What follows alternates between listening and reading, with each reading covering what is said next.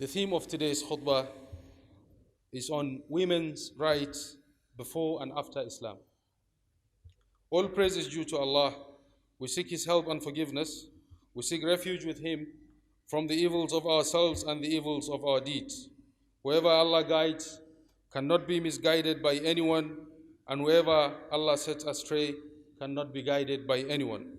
I bear witness that no one deserves the right to be worshipped except Allah alone, who has no partner, and I bear witness that our Master Muhammad alayhi salatu wasalam is his servant and messenger. Brothers and sisters in Islam, indeed, Islam has lately been subjected to attacks from its enemies, alleging that Islam is a religion with retarded ideologies. Also, they claim that it's a religion that is not conscious of the rights of women and that the Muslim woman is oppressed and depressed by default. Unfortunately, this falsehood has found and is still finding some space in the minds of a lot of our Muslim girls that have been brainwashed by the enemies of Allah. Sadly, this ongoing indoctrination targeted at our girls has been successful in leading some of them to atheism and sacrilege in the name of feminism or the theory of gender equality or the protection of women's rights.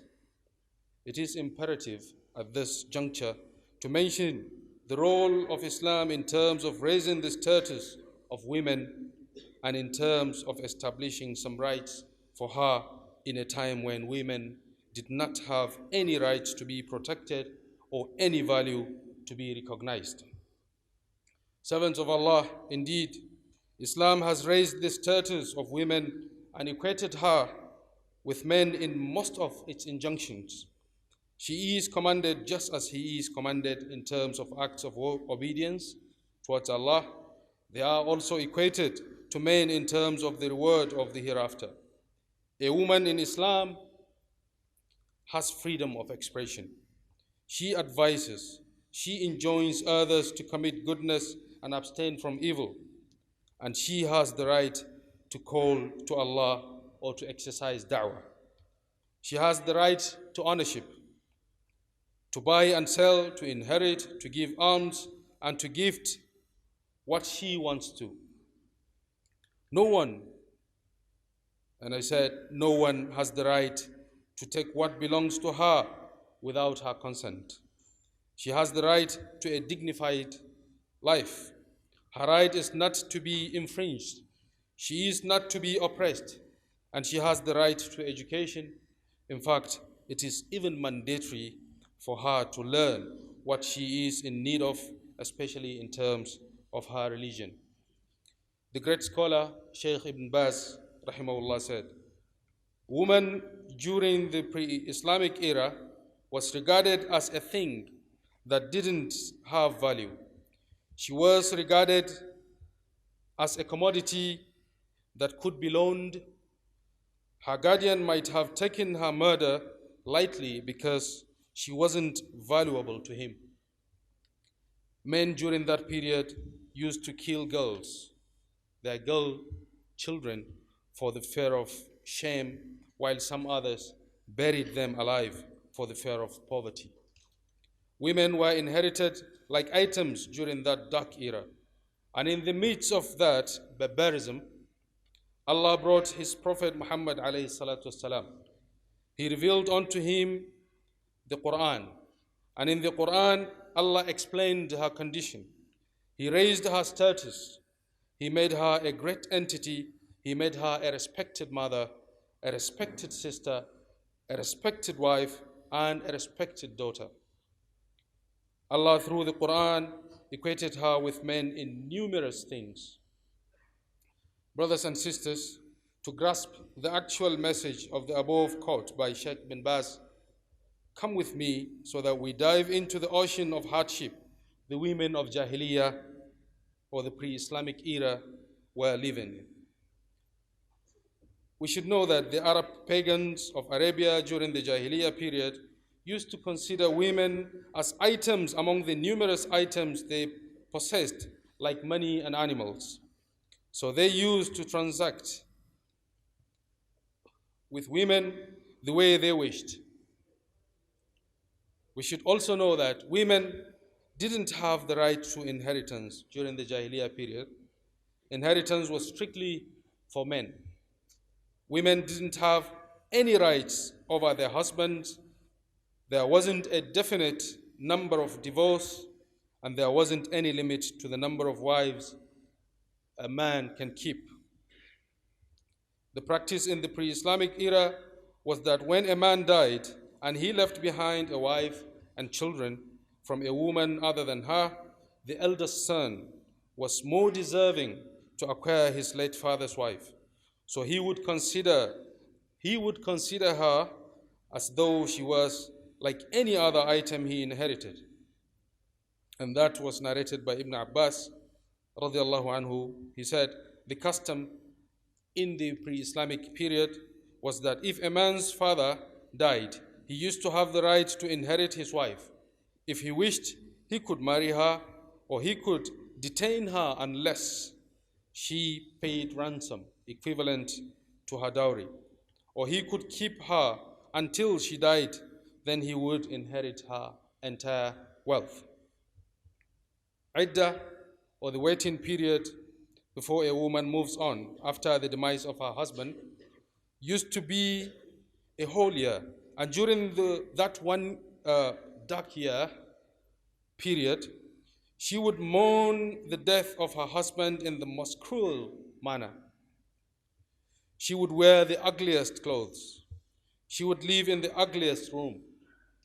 She would abstain from adornment, fragrance, or purification.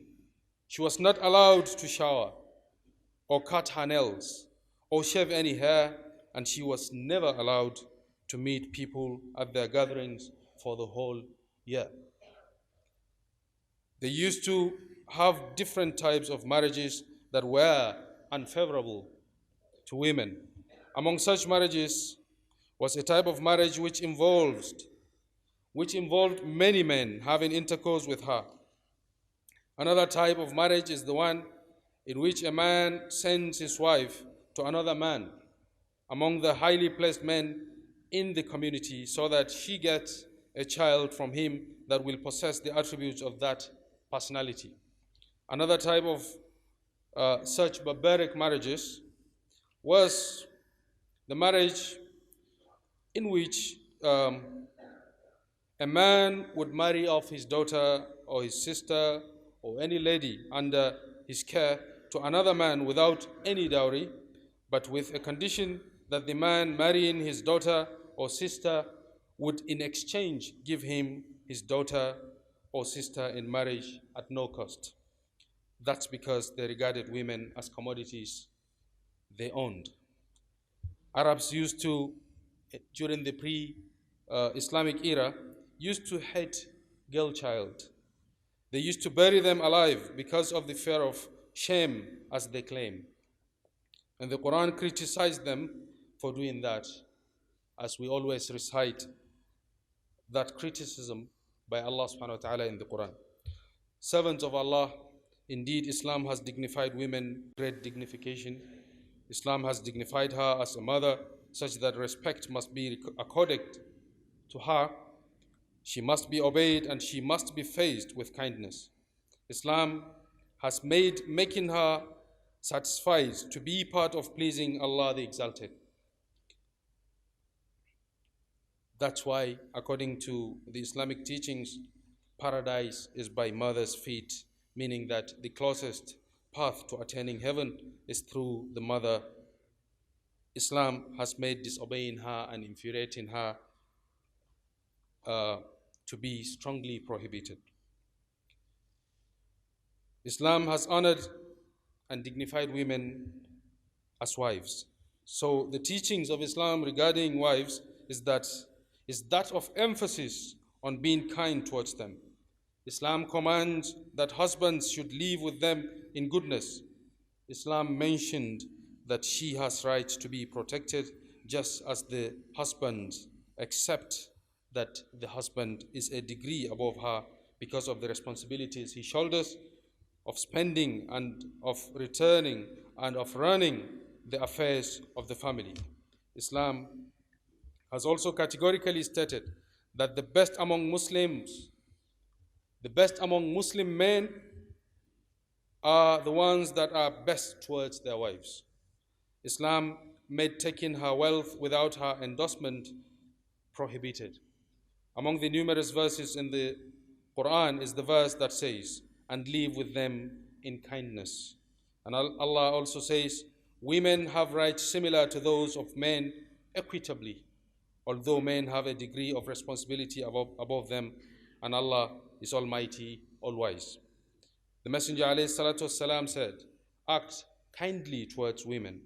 He also said, "The best of you is he who is best to his family, and I am the best among you to my family." Brothers and sisters, Islam has also honored and dignified women as daughters.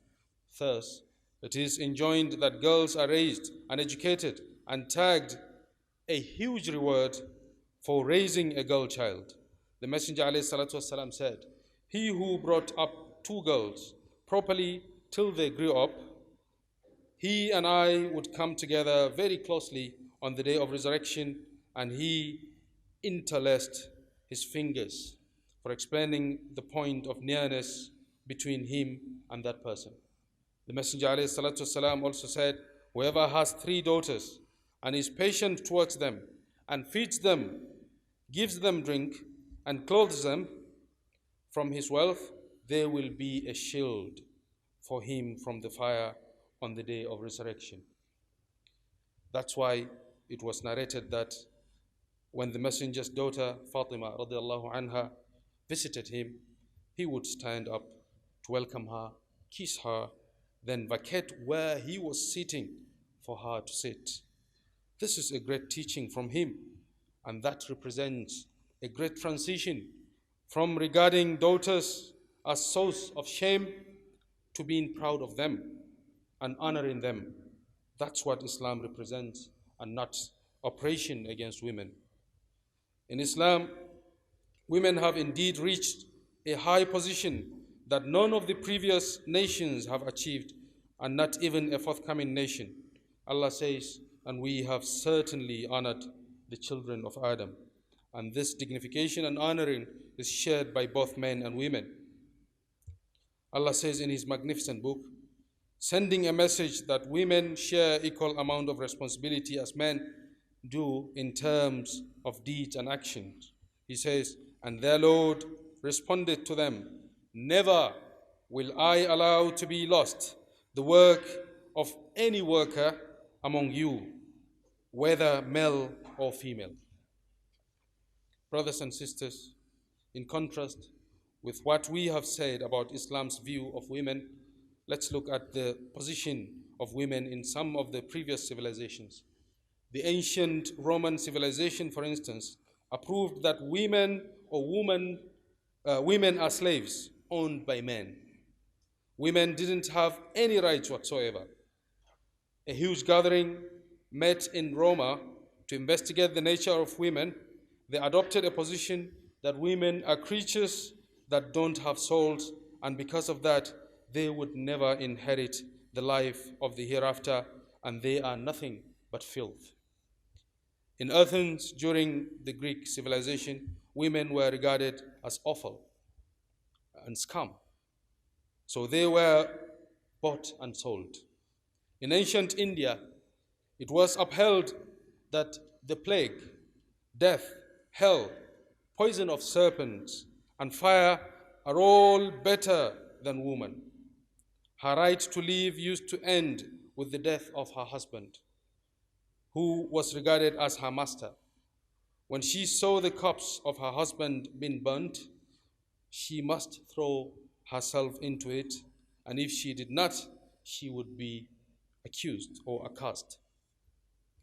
In Judaism, the Old Testament contains a verse that says, "I moved around with my heart in order to know, search and look for wisdom and intelligence, and in order to know that evil is ignorance, and that stupidity is madness.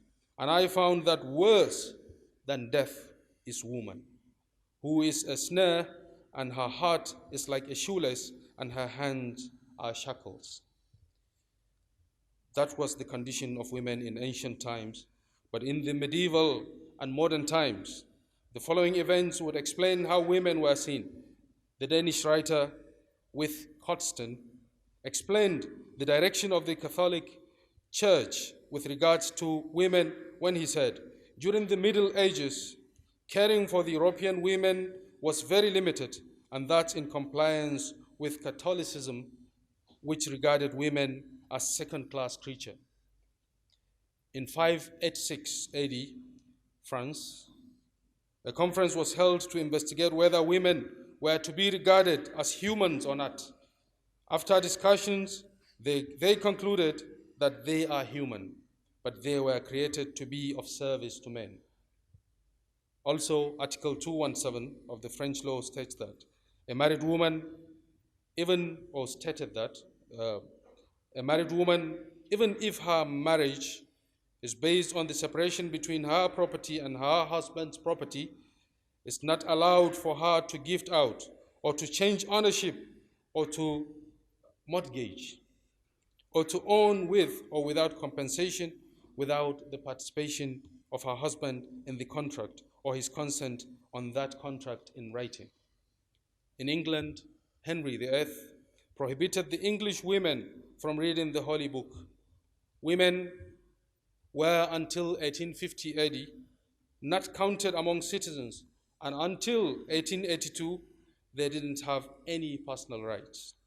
Brothers and sisters in faith, the summary of what we have said is, whoever compares the rights of women in Islam and the condition of women in the pre-Islamic era or the Jahiliyyah or in other civilizations, he or she will know that indeed Islam has honored and dignified women. It is okay for us to say that women have never been honored and will never be honored more than Islam honors them. Our young girls and women should therefore be wary of the deviant elements of the enemies of Allah and Islam, who constantly try to strip them of their identity and faith. They always want to convince you that the only appropriate lenses to look at things are the ones they give you, and the only acceptable way is their own way. Be warned, that's colonization of the most precious thing you possess, that's your mind. May Allah subhanahu wa ta'ala protect our religion from the evil plotting of the evil plotters. Subhanakallahumma wa bihamdika ashhadu an la ilaha illa ant astaghfiruka wa atubu ilayk. Assalamu alaikum wa rahmatullahi wa barakatuh.